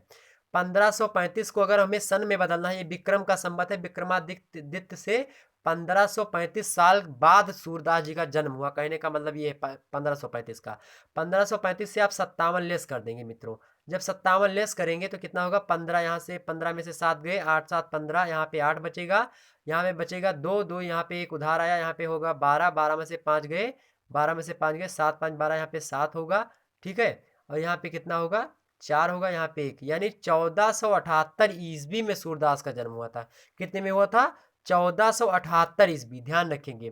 तो संवत 1535 में 1535 से अगर हम 57 घटा देते हैं, तो हमको ईसा की सन प्राप्त हो जाती है, यानी ईसा मसीह के 1478 साल के बाद में सूरदास का जन्म हुआ था। इसको हम कहते हैं 1478 ईस्वी। लेकिन अगर सूरदास जी के जन्म अगर संवत में आपको मिलता है, यहाँ पे ऑप्शन आपको मतलब ऑप्शन संवत में अधिकतर देता है या फिर सन में देगा। ठीक है, तो जब आचार्य रामचंद्र शुक्ला जी ने कोई बात लिखी होगी तो संवत में होगा, लेकिन और जो नए आलोचक हैं उन्होंने लिखी होगी तो उन्होंने सन में लिखी होगी।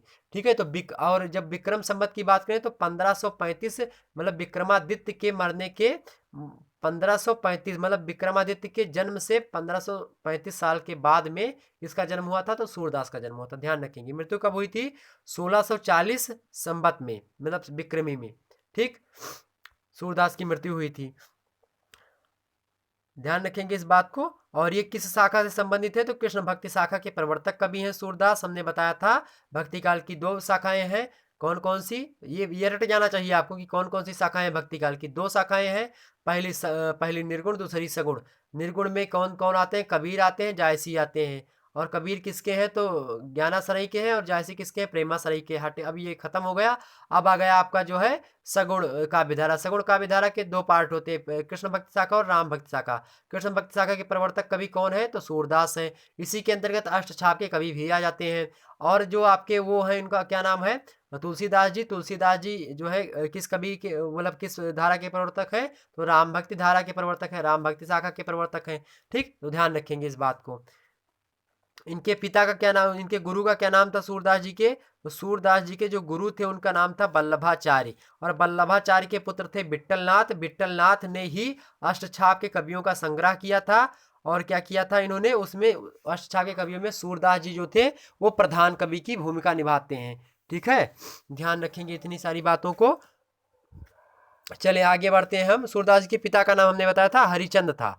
सूरदास जी के पिता का नाम क्या था, हरिचंद था। ठीक है, ध्यान रखेंगे इस बात को। सूरदास जी के पिता का नाम था हरिचंद। आगे बढ़ते हैं, अगला प्रश्न और देख लेते हैं मित्रों। अगला प्रश्न है आपका कि गोकुल सबय, तो गोकुल सबय गोपाल उपासी पुस्तक मतलब इस पद जो पद है ये, इसके रचनाकार कौन है, तो इस पद के रचनाकार हैं आपके सूरदास। कौन है, सूरदास। ऑप्शन इसका सी करेक्ट होगा। अगला प्रश्न देखिए, इनमें से किस कवि की गोपियां सर्वाधिक भावुक हैं, तो इनमें से किस कवि की गोपियां जो है सर्वाधिक भावुक हैं, किसकी हैं? सूरदास की हैं। जबकि नंददास, ध्रुवदास और रसखान, नंददास, ध्रुवदास और रसखान, इन्होंने भी जो है गोपियों गोपियों और गोपियां और कृष्ण का संवाद बहुत बार लिखा है। उधो गोपी सब बांध लिखा है। ये सारी चीज मतलब नंददास, ध्रुवदास, रसखान, इन सभी ने लिखा है। लेकिन इन सब में अगर बात की जाए तो सूरदास जी की जो गोपियां हैं, यानी जिन गोपियों की बात सूरदास जी करते हैं, वो कैसी गोपियां हैं मित्रों? तो वो गोपियां कैसी हैं? बहुत ज्यादा ही क्या है? भावुक है। ठीक, ध्यान रखेंगे। अगला प्रश्न देखते हैं कि वात्सल्य एवं श्रृंगार का सम्राट किस कवि को कहते हैं? मोस्ट इंपोर्टेंट प्रश्न, सबसे most important, super duper most important प्रश्न लिख लीजिए, 2021 में आएगा तो आएगा कि वात्सल्य एवं श्रृंगार का सम्राट किस कवि को कहा जाता है? सूरदास को। वात्सल्य एवं श्रृंगार का सम्राट किस कवि को कहा जाता है? सूरदास को। ऑप्शन इसका डी करेक्ट होगा। आंख मूंद करके वात्सल्य एवं श्रृंगार का सम्राट सूरदास, क्वेश्चन रट लीजिए। अगला प्रश्न देखिए, सूरदास का जन्म स्थान डॉक्टर नगेंद्र ने क्या निर्धारित किया? तो डॉक्टर नगेंद्र के अनुसार सूरदास जी का जो जन्म हुआ था, सीही नामक ग्राम में हुआ था। कहाँ पे हुआ था? सीही नामक ग्राम में हुआ था सूरदास जी का जन्म। ठीक है, रुनकता और कहीं कहीं पे आपको मिलेगा रुनकता नामक ग्राम में। तो रुनकता नामक ग्राम में भी इनका जन्म माना जाता है और सीही नामक ग्राम में भी माना जाता है। किसके अनुसार? डॉक्टर नगेंद्र आलोचक है इन्होंने, डॉक्टर नगेंद्र ने सीही नामक ग्राम को सूरदास जी का जन्म माना जाता है। ठीक है, तो रुनकता भी है लेकिन रुनकता जो है अगर यहाँ पे कोड करके दे दिया डॉक्टर नगेंद्र तो वो सीही होगा। राजापुर में तुलसीदास जी का जन्म हुआ था। ठीक है, ध्यान रखेंगे। रुनकता में भी इनका जन्म माना जाता है सूरदास का। यहाँ पे ऑप्शन दिया है, भ्रमित मत होइएगा, डॉक्टर नगेंद्र लिखा है, इसलिए क्या होगा? सी ही होगा। तो सी नगेंद्र, सी ही नगेंद्र। ठीक है, रुनकता वैसे अगर नगेंद्र ना पूछा था तो रुनकता होता। चलिए आगे बढ़ते हैं, अगला प्रश्न ध्यान रखेंगे मित्रों। सूर सागर में 3 भ्रमर गीत हैं। पूछा था प्रश्न कि सूर सागर में कितने भ्रमर गीत हैं? तो सूर सागर में 3 भ्रमर गीत है। सूर सागर में स्कंद कितने हैं? सूर सागर में 12 स्कंद है। सूर सागर में 12 स्कंद है। सूर सागर में 3 भ्रमर गीत है मित्रों। सूर सारावली में कितने छंद है? तो 1107 छंद है। सूर सारावली में 1107 छंद है। ठीक है, और सूरदास की भाषा कैसी आपको पता होगा, ब्रज भाषा में रचनाएं करते थे। ठीक, ध्यान रखेंगे इतनी सारी बातों, क्योंकि ये सब प्रश्न क्या है? बड़े ही महत्वपूर्ण प्रश्न है। देखिए अगला प्रश्न यहाँ पे है कि अष्टछाप के कवियों में सूरदास का कौन सा स्थान है? तो अष्टछाप के कवियों में सूरदास जी का स्थान कौन सा है? पहला स्थान है। ऑप्शन इसका करेक्ट होगा। अगला प्रश्न देखिए, सूर्य वात्सल्य का कोना कोना झांक कर आए हैं, इसलिए इनको वात्सल सम्राट भी कहा जाता है, हमने अभी भी बताया। तो सूर्यदास जी है वात्सल्य का कोना कोना झांक करके आए, ये कथन किस आलोचक ने कहा है? किसने कहा है? तो आचार्य रामचंद्र शुक्ला जी ने क्या कहा है? सूरदास जी को लेकर के, सूरदास जी को कोट करते हुए कहा कि सूरदास जी जो है वो वात्सल्य रस का क्या करते हैं? वो भाव होता है वात्सल्य, तो वात्सल्य का क्या करी है? कोना कोना झांक करके आए हैं। ऑप्शन इसका सी करेक्ट होगा। रामचंद्र शुक्ल ने यह कथन कहा है। अगला प्रश्न देखिए, भ्रमर गीत का भ्रमर प्रतीक है। तो भ्रमर गीत का जो भ्रमर है वो प्रतीक है किसके? भंवरे के काले रंग का। किसका है? भंवरे के काले रंग का। ठीक, ध्यान रखेंगे। अगला प्रश्न देखिए, सूर सागर का मुख्य विषय क्या है? तो सूर सागर का जो मुख्य विषय है श्री कृष्ण की लीला का गान करना। तो सूर सागर का जो मुख्य विषय है श्री कृष्ण की लीला का क्या करना है? गान करना है। ठीक, ध्यान रखेंगे इतनी बात को। आगे बढ़ते हैं। ठीक, अगला प्रश्न है आपका प्रश्न है मित्रों कि अस्थि चर्ममय देह मम तामय ऐसी प्रीति। अस्थि चर्ममय देह मम तामय ऐसी प्रीति मतलब अस्थि और चमड़ा से बनी हुई शरीर है, देह है ये, इससे इतनी प्रीति क्यों करनी है? ये कथन है, किसका कथन है? तो ये कथन है मित्रों किसका? ये रत्नावली का कथन है। रत्नावली का कथन है। किसका? और रत्नावली जो है किसने लिखा? तुलसीदास जी ने लिखा। तो रत्नावली का कथन है क्या? अस्थि चर्ममय देह मम तामय ऐसी प्रीत, यह कथन किसका है? तो रत्नावली का है। ऑप्शन इसका डी करेक्ट होगा। ठीक है, डी करेक्ट होगा। अगला प्रश्न देखिए, काशी में तुलसी ने किस गुरु के पास रहकर विद्या अध्ययन किया था? तो काशी में किसके जो है स्थान पर, मतलब किस गुरु के पास रह करके जो है तुलसीदास जी ने विद्या अध्ययन किया था? तो शेष सनातन जी के यहाँ पे इन्होंने अध्ययन किया था। नरिहर दास जी वो गुरु हैं इनके। नरिहर दास जी, जब ये तुलसीदास जी बताया जाता है कि इनके माता पिता ने ये जो है अभूत मूल भूत नक्षत्र में पैदा हुए थे, मतलब ऐसे नक्षत्र में पैदा हुए थे जो कि बड़ा बेकार नक्षत्र था, तो इसलिए इनके माता पिता ने इनको त्याग दिया था। ठीक है। तो माता पिता ने इनको त्याग दिया था क्योंकि इनका नक्षत्र गड़बड़ था, ठीक है। तो इसलिए इनको इनके माता पिता ने त्याग दिया। अब जब त्याग दिया तो ये अनाथ हो गए, और जब अनाथ हो गए तो इधर उधर भटकने लगे, और जब भटकने लगे मित्रों तो इनको ये मिले किससे, तो स्वामी नरिहर दास जी ने इनको, मतलब सॉरी नरिहर दास जी से मिले, और स्वामी नरिहर दास जी ने इनको देखा तुलसीदास जी को अनाथ रूप में। उसके बाद में क्या किया, इनके मतलब इनको अपने शरण में ले लिया, अपने पास बुला लिया। तो तुलसीदास जी को किसका वरदहस्त प्राप्त हुआ पूछा आता है, तो अनाथ तुलसी को किसका वरदहस्त प्राप्त हुआ था, निम्न में से प्रश्न पूछा जाता है। तो किसका प्राप्त हुआ था, स्वामी नरिहर दास का प्राप्त हुआ था। जबकि जो है काशी में अध्ययन, मतलब इन्होंने किसने, नरिहर दास जी ने यहाँ पे इनका एडमिशन करवाया था शेष सनातन के यहाँ पे, ठीक है, कि यहाँ पे जाइए आप विद्या अध्ययन करिए, इनको बताया था यहाँ पे जाकर के। तो शेष सनातन जी के यहाँ पे ये विद्या अध्ययन करने चले जाते हैं। कहाँ पे इनका जो विद्या अध्ययन करने जाते हैं, काशी में जाते हैं, ठीक। और किसके यहाँ पे आते हैं, शेष सनातन जी के यहाँ पे जाते हैं, ठीक। कबीरदास जी का मित्रों जन्म कब हुआ था, कबीरदास जी का जन्म हुआ था 1532 ईस्वी में, और मृत्यु कब हुई थी, तुलसीदास जी की तुलसीदास जी का जन्म हुआ था 1532 ईस्वी में, और 1623 ईस्वी में मृत्यु हुई थी इनकी मित्रों, ठीक है। और इनकी माता का नाम था तुलसीदास जी के हुलसी, जो है तुलसी जी के माता का क्या नाम था, तुलसीदास जी के माता का नाम तो हुलसी था, ठीक। एक प्रश्न पूछा था कि तुलसीदास जी के जन्म के संबंध में आचार्य रामचंद्र शुक्ल ने कौन सा जन्म स्थान इनका सही माना है, तो राजापुर में आचार्य रामचंद्र शुक्ल ने माना कि इनका जन्म कहाँ पे हुआ था, राजापुर नामक ग्राम में हुआ था, ठीक है। ध्यान रखेंगे इतनी बात, बिल्कुल ध्यान रखेंगे, ठीक। और ये जो हमने अभी यहाँ पे बताया था आपको, अस्थि चरम में देहमम तामय ऐसी प्रीति, ये जो है किसने कहा था, रत्नावली ने कहा था। और रत्नावली कौन है, रत्नावली कबीर की कौन है, पत्नी है। रत्नावली कौन है मित्रों, कबीर की पत्नी है। जब आधी रात को ये चले जाते हैं, और कहा जाता है कि जब रस्सी नहीं थी, मतलब वहां पे जब छत पे चढ़े तो आंगन में उतरना हो तो सांप था, सांप की मतलब पूंछ को पकड़ करके ये उतर आए थे। तो जब आधी रात को पहुंचे थे, बिना बताए इनकी पत्नी अपने ससुर मतलब अपने मैके चली गई थी, तो रात में ही चले गए, ठीक है। और रात में चले गए तो उन्होंने, इनकी पत्नी जी ने इनको कहा, क्या कहा, कबीर मतलब तुलसीदास जी को क्या कहा कि अस्थि चर्ममय देह मम तामय ऐसी प्रीत, मतलब मेरा शरीर जो है वो चमड़े और हड्डियों से मिलकर के बना है, एक ढांचा है, और तुम्हें मतलब या आपको इतना ज्यादा इससे प्रेम है कि आप आधी रात को चले आए, ना सांप देखा ना बीछी देखा। तो बस इतना सुनते ही कभी जो है तुलसीदास जी को क्या हुआ, ज्ञान प्राप्त हुआ तुलसीदास जी को, मतलब बात ये लग गई, ठेस हो गई, तुलसीदास जी को पहुंची। उसी मतलब उसी समय से तुलसीदास जी ने क्या कर दिया, मोह माया का त्याग कर दिया, और चले आए अयोध्या।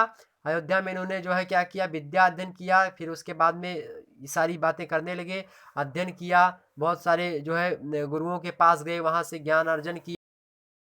के बाद में इन्हें रामचरितमानस जैसे महाकाव्य की रचना की, जो आज लोकप्रिय है, सर्वाधिक लोकप्रिय रचना है रामचरितमानस, ठीक।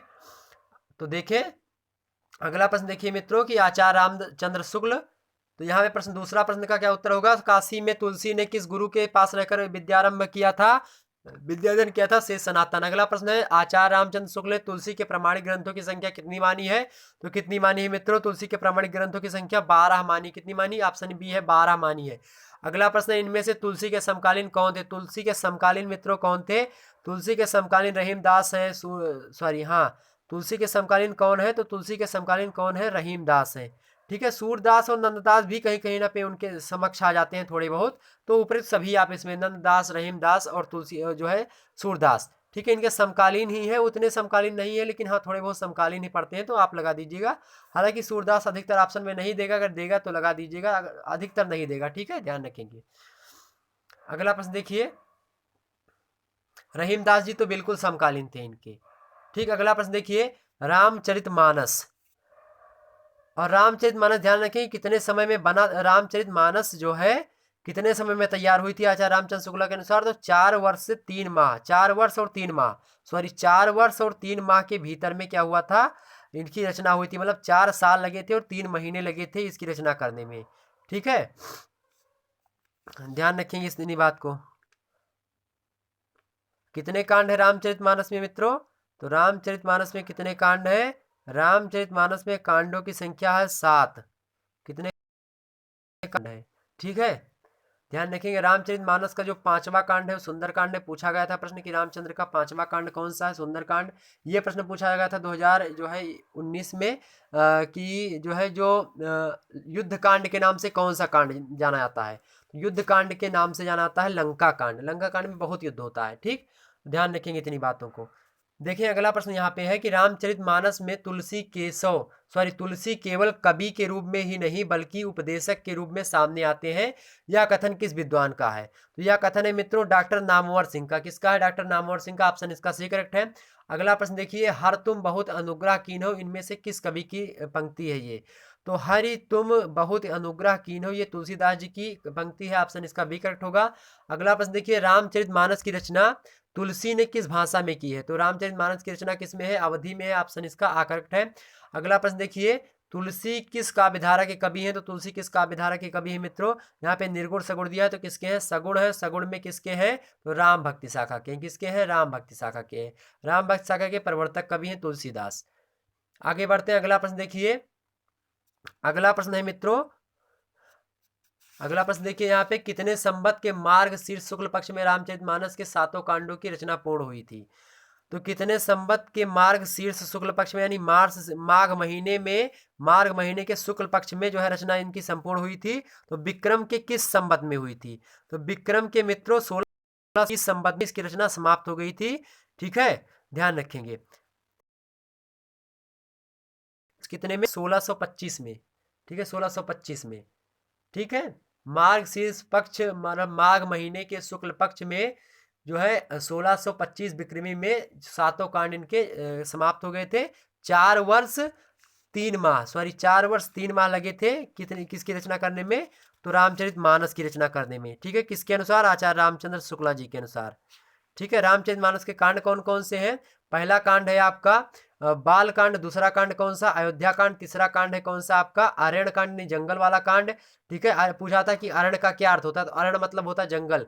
तीसरा कांड है अरण्य कांड। चौथा कांड है आपका किष्किंधा कांड। 5वां कांड है सुंदर कांड, सबसे मोस्ट इंपोर्टेंट कांड और सबसे फेबुलस मतलब जो सबसे फेमस कांड है सुंदर कांड है। ठीक है, सुंदरकांड में बहुत प्रकार की आप देखे होंगे जो है हनुमान जी के बारे में करी गई है। सुंदरकांड का पाठ मंगलवार को जो है हिंदू सभ्यता में पूर्ण रूप से होता। शांतम शाश्वत प्रमे मनघम निर्वाण शांति पदम ब्रह्मा समुपनित से मनसम। ठीक है, इस प्रकार से मंगलाचरण की शुरुआत से तुलसीदास जी रचनाएं लिखते हैं। ठीक, और जो आपका 5वां कांड सुंदरकांड, 6वां कांड कौन सा? लंका कांड, और 7वां कांड कौन सा? उत्तरकांड। और पूछा था कलयुग में जो है ज्ञान मतलब सबसे ज्ञान कांड के नाम से कौन सा कांड आता है? तो ज्ञान कांड कौन सा है? उत्तरकांड। उत्तरकांड में कलयुग के बारे में खूब बताया गया। तो कलयुग से संबंधित कांड पूछा जाएगा तो कौन सा कांड होगा? उत्तरकांड होगा आपका।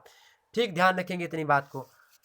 आगे प्रश्न देखिए मित्रों, अगला प्रश्न है आपका, अगला प्रश्न है कि रामचरितमानस की रचना जिस दिन पूर्ण हुई थी ठीक उसी दिन त्रेता युग में राम का क्या हुआ था? तो राम का क्या हुआ था?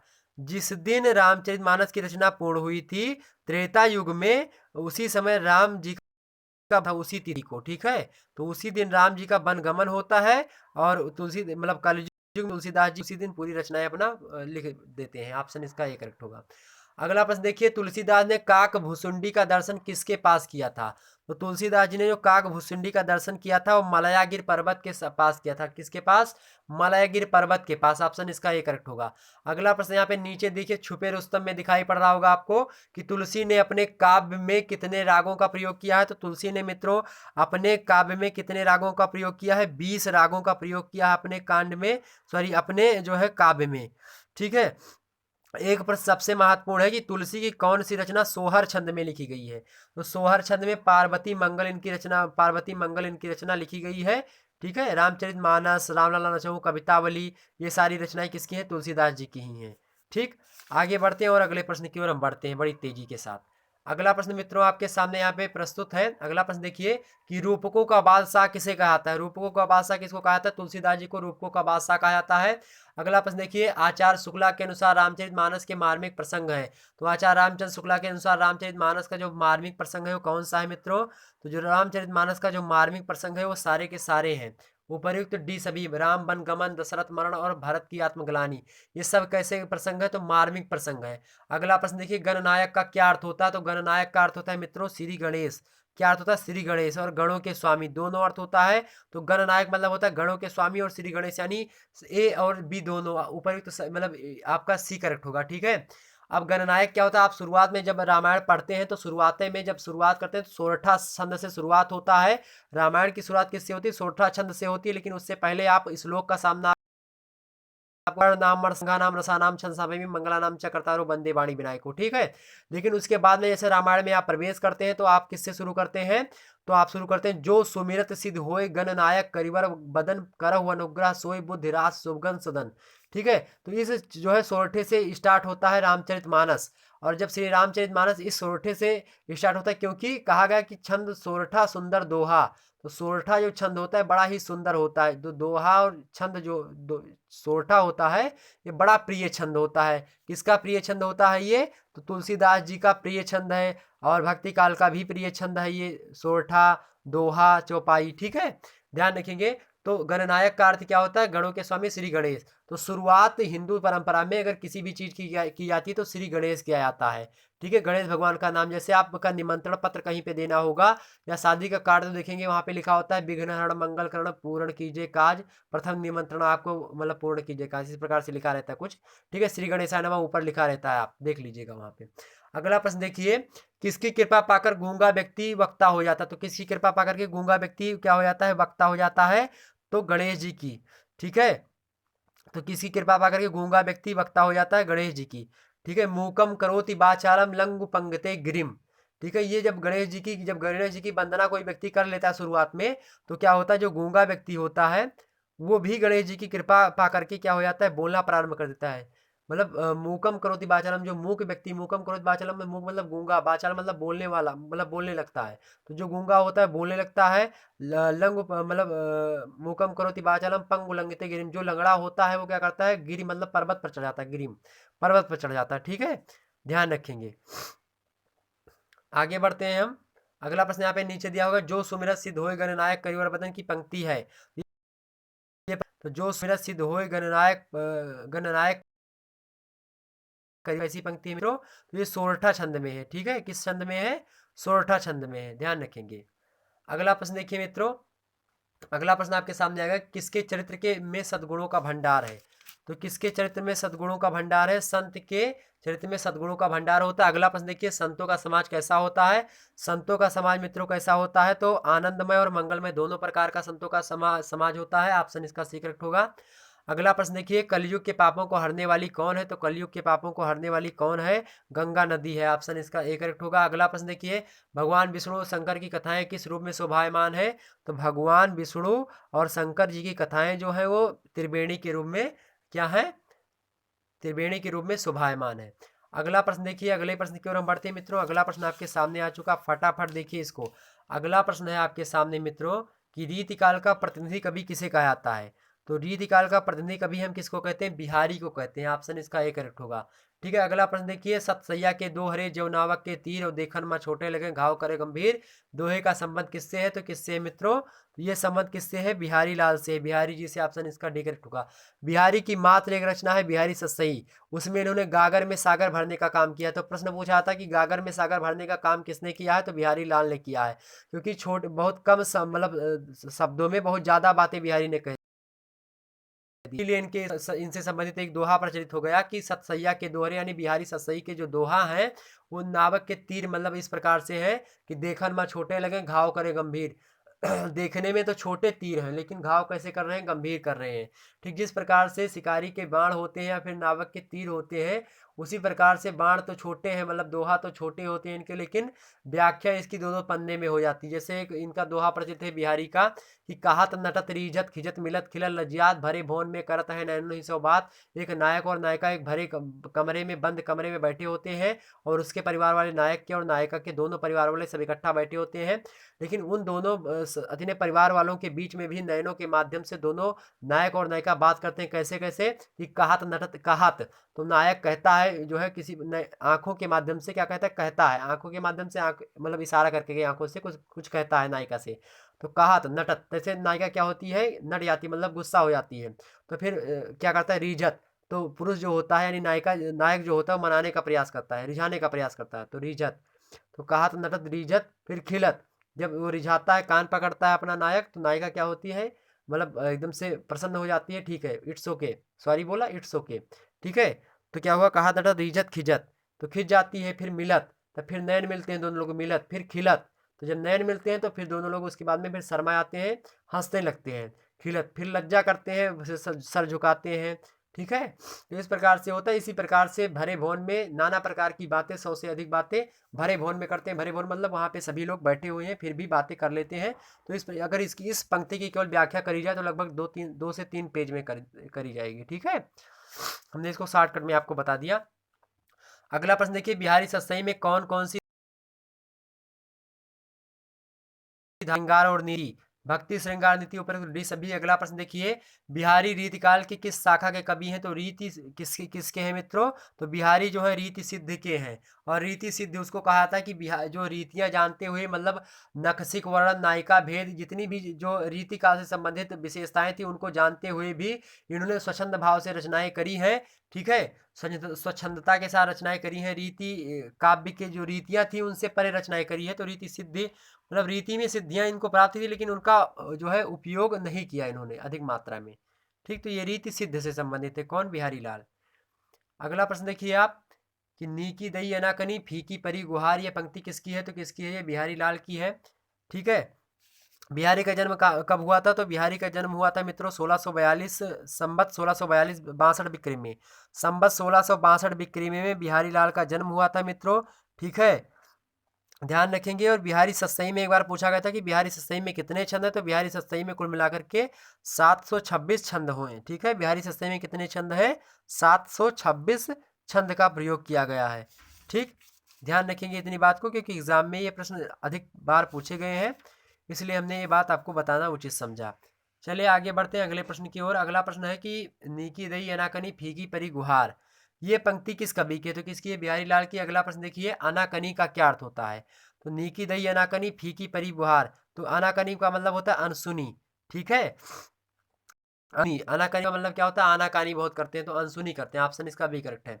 अगला प्रश्न देखिए, तज्यो तज्यो मनो तारन बिरदु बारक चारण तारी, पंक्ति में बारक शब्द का क्या अर्थ होता है, तो बारक शब्द का क्या अर्थ होता है मित्रों, बारक का मतलब होता है एक बार ही। तो तज्यो मनो तारन बिरदु बारक चारण तारी, जिस जिस जिस प्रकार से आपने सभी, मतलब वो जो है भगवान को मनाते हुए कहते हैं, इस प्रकार से आपने सभी को तारा है, तो उसी प्रकार से एक बार और जो है हमको भी तार दीजिए, इस दीन दुखियों पर भी जो है क्या कर दीजिए, अपना वरदहस्त दे दीजिए, भगवान से कहते हैं बिहारी लाल, ठीक है। कौन भगवान से अपनी प्रार्थना को अनसुनी कर देता है, देखिए यहाँ पे, कौन भगवान से अपनी प्रार्थना को अनसुनी कर देता है, तो कौन कर देता है, भक्त करता है, ठीक है। तो भक्त कौन करता है, बिहारी लाल अपने माध्यम से बोलते हैं किसी को भक्त बना के, ठीक है। ध्यान रखेंगे। अगला प्रश्न देखते हैं मित्रों। अगला प्रश्न जो इंपॉर्टेंट है आपकी परीक्षा की दृष्टि से, उसको देख लेते हैं फटाफट हम। अगला प्रश्न है मित्रों आपका कि सुजान चरित किसकी रचना है। सुजान चरित किसकी रचना है मित्रों, ध्यान रखेंगे। सुजान किसकी प्रेमिका थी, तो सुजान प्रेमिका थी घनानंद की, ऑप्शन इसका एक करेक्ट होगा। तो सुजान चरित्र जो है घनानंद की रचना है, ठीक है। घनानंद किस पर आसक्त थे, प्रश्न पूछा था, तो सुजान पर, ठीक है। घनानंद का जन्म कब हुआ था मित्रों, तो घनानंद का जन्म हुआ था 1746 विक्रमी में, और मृत्यु कब हुई थी, 1817 विक्रमी में। तो संबत 1746 ईस्वी में घनानंद का जन्म होता है, और 1817 विक्रमी में इनका निधन हो जाता है, मृत्यु हो जाती है। अगर आपको विक्रम संबत से शक संबत में यानी कि जो ईस्वी सन है इसमें लाना है, तो आप 57 माइनस कर देंगे, आपको मिल जाएगा। घनानंद किस काल के कवि हैं, रीति काल के कवि हैं, और रीति मुक्त काव्यधारा के कवि हैं, ठीक है। ध्यान रखेंगे इस बात को। घनानंद जो है कायस्थ कुल से संबंधित थे। घनानंद की जो रचना है इस्कलता बड़ी फेमस रचना है, ध्यान रखेंगे इस बात को। तो पूछा था घनानंद की रचना कौन सी फेमस है, तो इस्कलता अधिकतर फेमस है इनकी रचना। और ये ब्रजभाषा का प्रयोग करते थे घनानंद, ठीक है। किसका प्रयोग करते थे, घनानंद जो है ब्रजभाषा का प्रयोग करते थे। किस राजा के दरबार में रहते थे, तो मोहम्मद शाह रंगीले के दरबार में रहते थे। तो ये सब मोटी मोटा प्रश्न यहाँ पे पूछे जाते हैं इनसे घनानंद को लेकर के, तो इसको हमने बता दिया आपको वैसे ओरली। सॉरी। अगला प्रश्न देखिए, प्रेम सरोवर के रचनाकार कौन है? प्रेम सरोवर के रचनाकार घनानंद, ऑप्शन इसका सी करेक्ट होगा। अगला प्रश्न देखिए, घनानंद रीतकालीन कालीन किस का धारा के कवि हैं? तो घनानंद रीतकालीन किस धारा के कवि हैं मित्रों? तो घनानंद जो है रीति मुक्त काव्य धारा के कवि हैं, ऑप्शन इसका डी करेक्ट होगा, मतलब रीतियों से एकदम से बिल्कुल परे हैं। ठीक, ध्यान रखेंगे। अगला प्रश्न देखिए, रीति मुक्त धारा के कवि कौन है? रीति मुक्त धारा के कवि कौन है? घनानंद है, ठीक है, बोधा है, आलम है। ठीक है, आलम जो है वो ब्राह्मण थे, लेकिन एक मुस्लिम लड़की से उनको प्रेम हुआ और कैसे फिर हो गए, धर्मांतरण करवा लिया आलम ने। इतने बड़े प्रेमी थे। बता रहे हैं कि जो रीति मुक्त धारा है, रीति मुक्त धारा में इस प्रकार का प्रेम है कि उस प्रकार का प्रेम जो होता है बहुत बिरह लोगों को होता है। बिहार जो है ये आपके जो है सुजान से जो प्रेम करते थे घनानंद, घनानंद बेचारे में बात कर रहा हूँ। घना सुजान जो थी वो एक वैश्या थी, नर्तकी थी। राजा के दरबार में मोहम्मद शाह जो है रंगीले के दरबार में क्या थी, वो वैश्या थी, नर्तकी थी। और वहीं से इनको प्रेम हो जाता है, किसको? घनानंद को। और इस प्रकार से प्रेम करते हैं, वो भी प्रेम करती है। बाद में क्या होता है, अलग हो जाते हैं किन्हीं कारणों के बस में। उन्हीं के वियोग में बहुत ज्यादा वर्णन है। तो रीति मुक्त काव्यधारा को वियोगी काव्यधारा कहा जाता है। ठीक है, तो प्रेम का पीर का कवि, प्रेम के पीर के कवि किसको कहा जाता है? तो घनानंद को ही कहा जाता है प्रेम के पीर का कवि। ठीक है, ध्यान रखेंगे इस बात को। और जो आलम महोदय हैं तो धर्मांतरण करवा लिए थे, मतलब अपना ब्राह्मण थे ये, लेकिन जो है मुस्लिम बन गए थे, ठीक, अपनी प्रेमिका के चक्कर में। अगला प्रश्न देख लेते हैं हम। अगला प्रश्न है मित्रों आपके सामने, अगला प्रश्न है बोलने पर। और घनानंद किस संप्रदाय के थे? तो निम्ब्राक संप्रदाय के थे। ये प्रश्न में पूछा था घनानंद किस संप्रदाय के थे? तो घनानंद निम्ब्राक संप्रदाय के थे। और निम्ब्राक संप्रदाय में इन्होंने दीक्षा ली थी, लेकिन दीक्षा लेने के बावजूद भी ये प्रेयसी सुजान जो थी उनको नहीं भूल पाए थे। ठीक है, ध्यान रखेंगे। घनानंद का मुख्य छंद जो था, सॉरी मुख्य रस था, वो कौन सा था? श्रृंगार था। अगला प्रश्न है कि नायिका के बोलने पर उसके मुख से किस फूलों की वर्षा होती है? ऑप्शन इसका सी करेक्ट होगा। अगला प्रश्न देखिए, लट लोल कपोल कलोल करे पंक्ति में कौन सा अलंकार है? तो लट लोल कपोल कलोल करे पंक्ति में कौन सा अलंकार है मित्रों? यहाँ पे देखिए, यहाँ पे ला ला शब्द की प्रयोग बहुत बार आई है, तो यहाँ पे अनुप्रास अलंकार होगा। तो व्यंजन वर्णों की आवृत्ति लगातार एक क्रम में हुई है, इसलिए यहाँ पे अनुप्रास अलंकार होगा।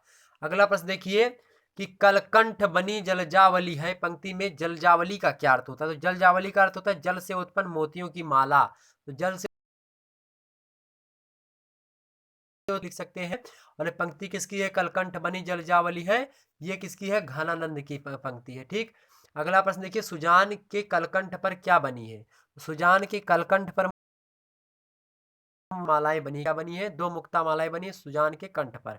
ठीक है, ये सब जब जो है जो सुजान से संबंधित जो है आपके जो घनानंद संबंधित जो है आपके पाठ्यक्रम में जो कुछ पंक्तियां दी है, फिर जो हमने बताया था घनानंद से के 20 छंद आपके पाठ्यक्रम में संकलित है घनानंद कवित्त से। तो वहीं से कम पंक्तियों से रिलेटेड, और वहीं से पूछा था कि लोल कपोल लो लेट मतलब सॉरी लट लोल कपोल कलोल करें। ठीक है, पंक्ति, ये सारी पंक्तियां वहीं से ली जाती हैं। ठीक, ध्यान रखेंगे। मित्रों अगला प्रश्न देख लेते हैं हम। अगला प्रश्न है आपका कि रहीम को खान खाना की उपाधि से कौन विभूषित किया था? तो रहीम को खान खाना की उपाधि से किसने विभूषित किया था मित्रों? तो किसने किया था? अकबर ने किया था। किसने किया था? अकबर ने। ऑप्शन इसका ए करेक्ट होगा। अगला प्रश्न देखिए, किसके सिंहासन पर बैठते ही रहीम को नजरबंद कर दिया गया था? सॉरी, किसके सिंहासन पर बैठते ही रहीम को नजरबंद कर दिया गया था? तो जहांगीर के। जैसे जहांगीर गद्दी पर बैठता था, ऐसे ही इनको नजरबंद कर दिया था। किसको? अब्दुल रहीम खान को। ठीक है, खान खाना को। ध्यान रखेंगे, रहीम दास जी जो हैं ये नवरत्नों में से एक थे अकबर के। और ध्यान रखेंगे, अकबर के पिताजी का नाम था बाबर, और बाबर का एक सेनापति था, उसका नाम था बैरम खां। और वही बैरम खां के लड़के कौन थे? रहीम दास। ठीक है, तो वही बैरम खां, आपने देखा होगा जोधा अकबर मूवी ऋतिक रोशन की आई थी, तो उस मूवी में अगर आपने देखा होगा तो उसमें बैरम खां होते हैं, वो रहीम दास के पिता होते हैं। ठीक, तो ठीक, नवरत्नों में से एक होते हैं रहीम दास। वो थोड़ी प्रॉब्लम हो गई थी, मतलब तबीयत थोड़ी खराब थी।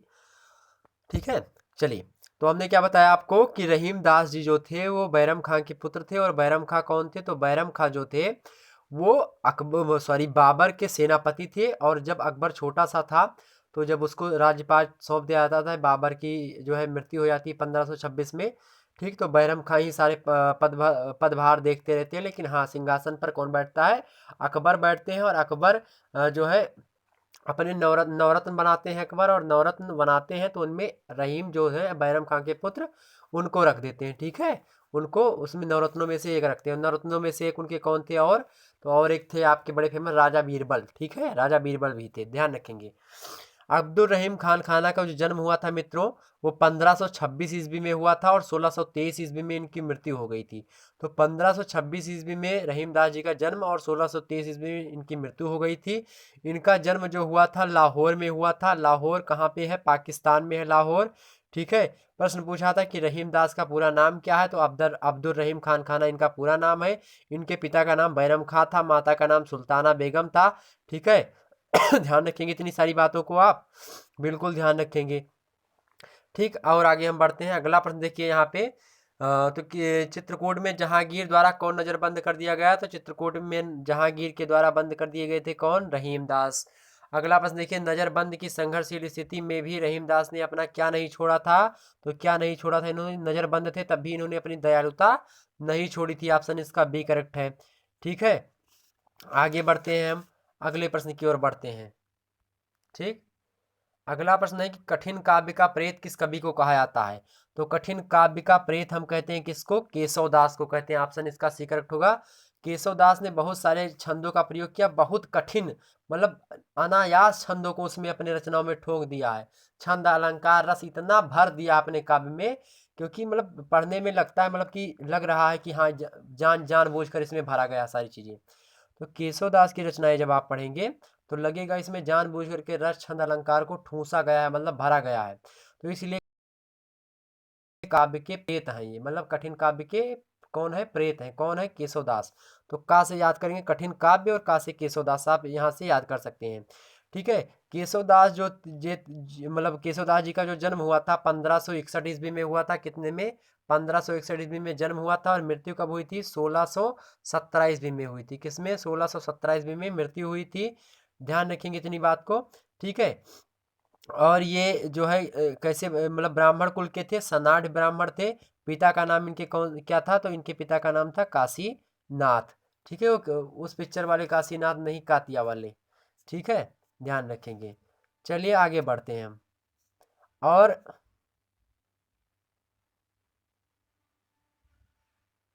ये किस राजा के यहाँ पे रहते थे, जो है केशवदास।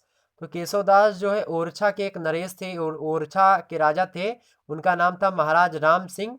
उनके भाई इंद्रजीत के द्वारा इन्होंने इनको क्या मिला था, आश्रय मिला था। और उनके आश्रय में कहाँ पे रहते थे ये, दरबार में रहते थे।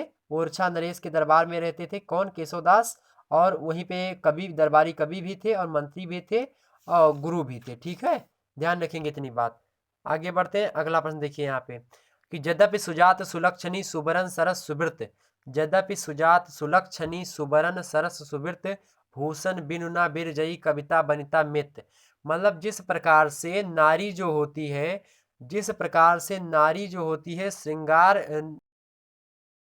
है, श्रृंगार के बिना अधूरी रहती है। कोई नारी जो है वो श्रृंगार के बिना जिस प्रकार से अधूरी रहती है, उसी प्रकार से भूषण कहते हैं कि भूषण बिन मतलब सॉरी केशवदास कहते हैं कि इसी प्रकार से क्या होता है, भूषण बिनु ना बिरजई कविता बनिता मित।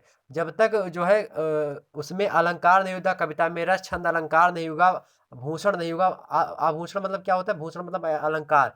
जब अलंकार नहीं रहेगा कविता में, तो वो कविता किस काम की है, ये कहते हैं कौन, ये पंक्ति किसकी है, तो यह दोहा किस कवि का है, तो यह दोहा किस कवि का है मित्रों, तो यह दोहा है आपके किसका है, तो कठिन काव्य के प्रेत कौन है, केशवदास। ऑप्शन इसका ये करेक्ट है। अगला प्रश्न देखिए, किस कवि को संवाद योजना को सर्वश्रेष्ठ माना जाता है, तो किस कवि को संवाद योजना का सर्वश्रेष्ठ माना जाता है, तो संवाद योजना में सर्वश्रेष्ठ माने जाते हैं आपके केशवदास। कौन है, केशवदास। ध्यान रखेंगे, प्रश्न ये सब बहुत महत्वपूर्ण है। कठिन काव्य के प्रेत कौन है, केशवदास। बहुत ही महत्वपूर्ण 2019 का फेबुलस क्वेश्चन आएगा। साथ ही साथ किस कवि को संवाद योजना का सर्वश्रेष्ठ कवि, केशवदास आएगा तो आएगा। वात्सल सम्राट किसको कहा था, ये भी आएगा। इसी प्रकार से जो हमने सारी चीज़ें बताई कि ये चीज़ें आती हैं, और जन्म मृत्यु से संबंधित एक आध जो है 2-3 प्रश्न जरूर आएंगे। तुलसीदास जी के रामचरितमानस से 2 प्रश्न आना तय ही है। ठीक है, ये सारी बातें जो प्रश्न हमने बताए हैं, सारी बातें बताई हैं, इनको बिल्कुल ध्यान रखेंगे, 2 से 3 बार वीडियो को देख लीजिएगा, ठीक है। ये रिवीजन के तौर पर भी आप देख सकते हैं, ठीक।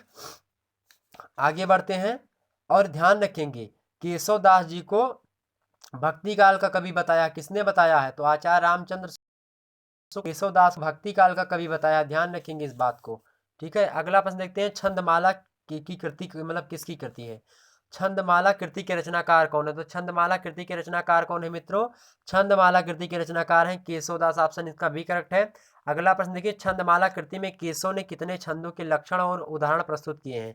अब जहाँ पे लक्षण और उदाहरण दोनों प्रस्तुत होते हैं, मतलब ये रीतिबद्ध काव्य धारा से प्रेरित है, रीतिबद्ध काव्य के कवि हैं, ठीक है।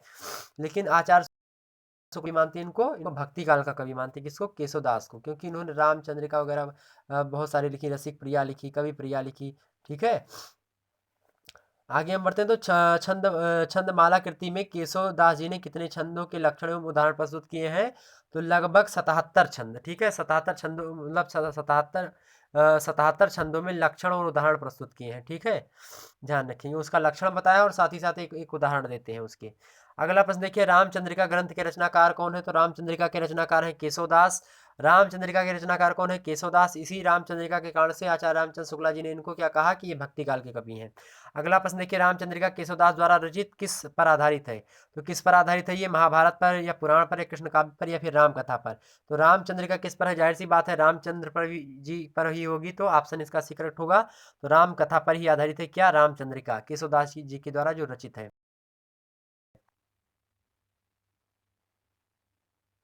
अगला प्रश्न देखिए मित्रों, अगला प्रश्न है कि शिवराज भूषण, क्या शिवराज भूषण, ध्यान रखेंगे, शिवराज भूषण कृति के मतलब कृति में कितने अलंकारों के लक्षण और उदाहरण दिए गए हैं?